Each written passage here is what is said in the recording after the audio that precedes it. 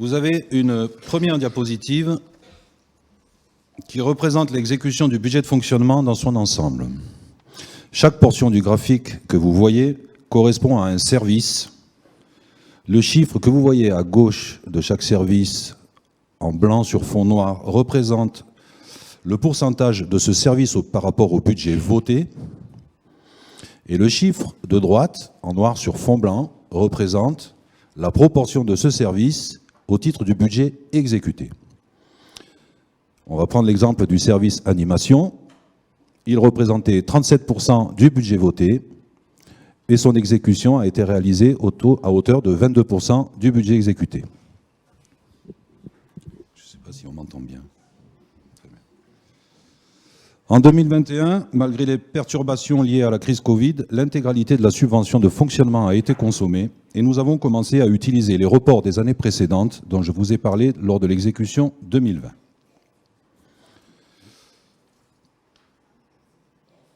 La mairie de secteur a dépensé la somme de 2 049 519 € en 2021 pour un montant de dotation initiale de 1 729 311 €. Cette dépense représente l'ensemble des factures rattachées à l'exercice qui ont pu être payées en 2021.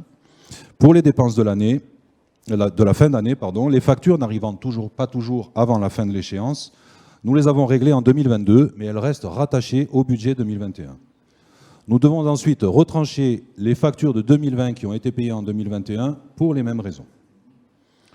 Je vous le disais en préambule, nous avons commencé à utiliser le reliquat des exercices précédents. Nous verrons plus loin pourquoi.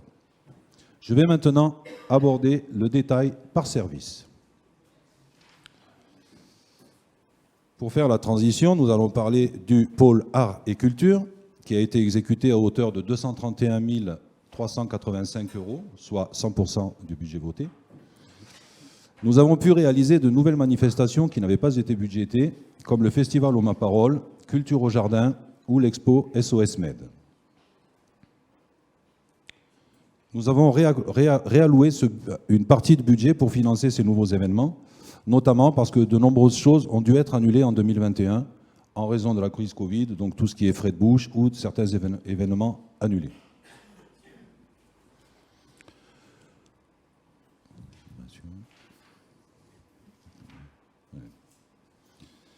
Le pôle suivant est le pôle animation, vie associative et centre aéré, exécuté à hauteur de 444 580 €, soit 69% seulement du budget qui avait été voté. Évidemment, c'est le poste qui a le plus souffert de la crise sanitaire. Malgré les incertitudes à ce sujet, notre ambition dans ce domaine reste la diversification de l'offre dans nos centres d'animation par la mise en place de nouveaux services au public, tous nos publics, les enfants, les aînés, les familles et toutes les associations. Vous voyez à l'écran, je ne vais pas en refaire le détail, mais les raisons pour lesquelles nous avons eu moins de dépenses dans ce secteur que prévu.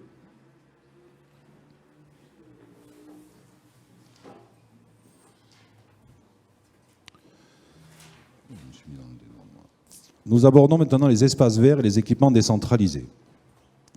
Nous avons profité des marges de manœuvre offertes par les excédents dégagés notamment sur l'animation, ainsi que du reliquat, pour réorienter des masses budgétaires importantes sur la remise à niveau de nos équipements transférés. Ce budget, comme vous pouvez le voir, a donc été réalisé à hauteur de 230%. Je vous rappelle que nous devons entretenir 33 équipements sportifs, 14 équipements sociaux, 22 espaces verts et jeux d'enfants, 10 jeux de boules et bien entendu le parc Bagatelle et la mairie de secteur.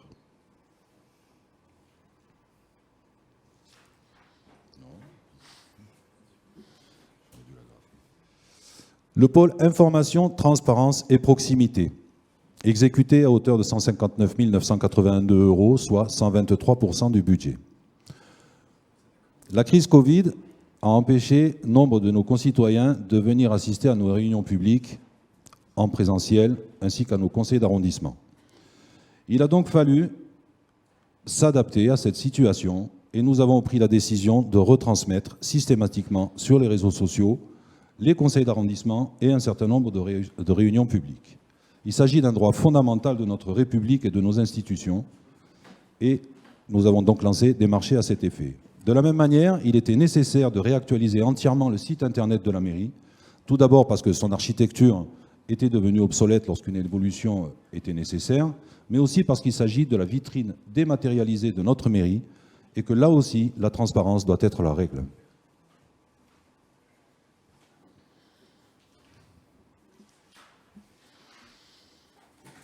Enfin, l'administration et l'état civil, exécutés à hauteur de 325 102 €, 97% du budget voté. Donc nous sommes parvenus à maîtriser nos dépenses dans ce domaine. Alors, la maîtrise des dépenses, il ne faut pas se le cacher, c'est aussi dû à l'absence de frais de SACEM, à un moindre besoin de fournitures administratives en raison du télétravail et un changement de code vestimentaire pour les personnels d'accueil, ce qui a occasionné un certain nombre d'économies sur la ligne habillement. Je tiens à signaler quand même que ce budget, qui avait été voté avec une baisse de 10% par rapport au budget précédent, a été respecté. Nous abordons maintenant l'exécution budgétaire de la section d'investissement. Donc de la même manière que pour la section de fonctionnement, les étiquettes noires, c'est la proportion du service par rapport au budget voté, et les étiquettes blanches, la proportion par rapport au budget exécuté. Ce budget correspond aux gros entretiens et aux travaux sur la mairie et ses équipements transférés. Le budget d'investissement, dont vous venez de voir la répartition, a été exécuté à hauteur de 369 140 € sur l'année civile. Ce chiffre est calculé comme pour le budget de fonctionnement, avec les mandats émis en 2021.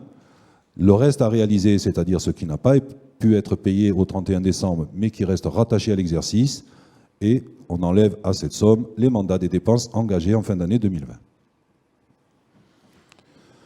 En conclusion, nos dépenses sont globalement maîtrisées. Nous avons montré notre capacité à réorienter les masses budgétaires pour tenir compte de la crise sanitaire. Nous avons fait la démonstration de notre volonté de continuer la remise à niveau de nos équipements et nous avons fait une utilisation rationnelle des reports en investissement et en fonctionnement. Je vous remercie.